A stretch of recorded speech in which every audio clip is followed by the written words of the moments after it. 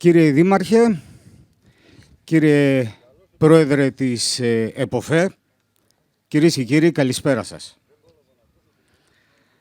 Αγαπητοί φίλοι και φίλες, ομότεχνοι και μη, καλησπέρα σας και καλωσορίσατε στη σημερινή μας κουλτουριάρικη εντός εισαγωγικών βραδιά, μια βραδιά που φιλοδοξούμε και θα φροντίσουμε να σας μείνει αξέχαστη.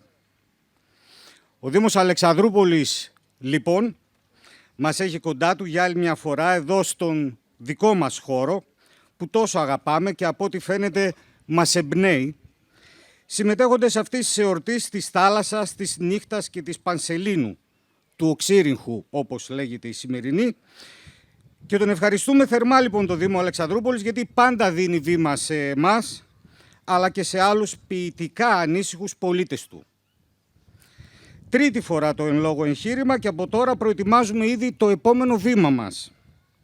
Μια νέα συλλογικότητα με σκοπό την προσφορά πολιτισμού στην αγαπημένη μας πόλη, την Αλεξανδρούπολη, αλλά και να αγκαλιάσει λογοτεχνικά, γιατί όχι, και ολόκληρη τη Θράκη. Νύχτα Πανσέλινος λοιπόν το θέμα μας. Ελληνική εγχώρια ποίηση με την ανάλογη μουσική επένδυση που φρόντισε για άλλη μια φορά η Αμαλία Δούκα, παρέα με τον Σταύρο Χατζηχριστοδούλου. Οπότε ποίηση από 13 ντόπιους ποιητές, αρνητές αυτής της πεζής πραγματικότητας, που με τις πένες τους ακόμα τολμούν να δημιουργούν. Αλλάζουν οι ρόλοι τώρα και θα σας παρουσιάσω αυτή τη στιγμή τον ποιητή Χρήστο Δούκα. Ο Χρήστος Δούκας γεννήθηκε στην Αλεξανδρούπολη το 1976.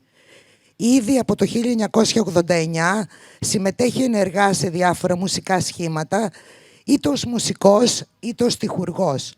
Έως σήμερα διατηρεί τα μουσικά σχήματα crossover και hocus. Το 1991 ξεκινά την έκδοση του περιοδικού Αυτογνωσία και εκδίδει 3 συλλεκτικά πλέον τεύχη. Το 1993 εκδίδει την πρώτη του ποιητική συλλογή Θανατωμένες Ανάσες. Το 2019 τον βρίσκει με την κυκλοφορία της δεύτερης ποιητικής του συλλογής Γριμόριο. Είναι ως και σήμερα ενεργό μέλος της αντίστοιχης ομάδας ποίησης και λογοτεχνίας Ευρυτών Λογοτεχνών. Ενίοτε δημοσιογραφεί στο Evros.gr και ασχολείται στον ελεύθερο χρόνο του με το ραδιόφωνο. Θα ακούσουμε το κάθε καλοκαίρι γεννά ένα νέο φεγγάρι και το σαν λέξη ανίποτη και άρρητη από τον ίδιο.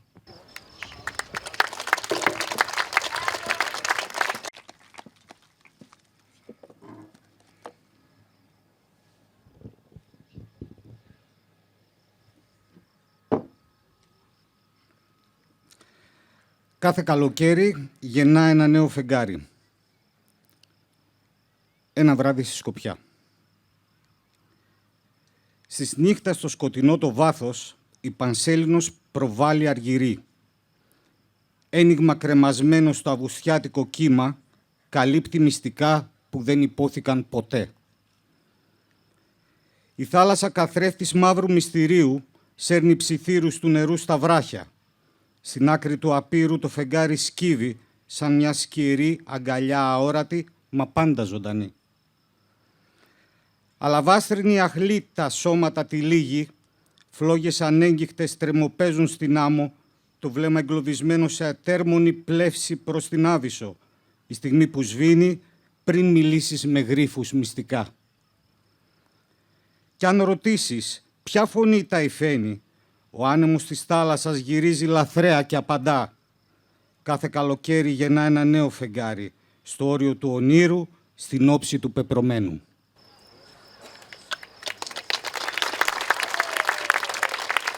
Ευχαριστώ. Το δεύτερο ονομάζεται σαν λέξη ανίποτη και άρρητη. Έχει γραφτεί στο κρεβάτι του πόνου για τη σημερινή βραδιά. Στου Αυγούστου την 8η η νύχτα ανοίγει. Κατακόκκινο το φεγγάρι, ζωσμένο μυστήριο, βυθίζει στη θάλασσα αρχαίες ψυχές, μικρά χαμένα βήματα στο υγρό στοιχείο. Παράλληλες σκιές χορεύουν σιωπηλές στην ασημένια του Πανσέλινου αυλή, φωτίζοντας μυστικά που τάραξαν θνητούς και κάλεσαν τον ύπνο των νεκρών, αλλά και των νερών. Στα βότσαλα του βυθού ο χρόνος σταματά, στη δίνη των κυμάτων το φως υποχωρεί. Φυλάει σελήνη εγκλωβισμένους τους φόβους μου, μαύρα μαργαριτάρια του αιθέριου νότου. Ένα μυστικό τραγούδι ανεβαίνει από τα βάθη της και η ίδια η θάλασσα το κρύβει με κύματα βαριά.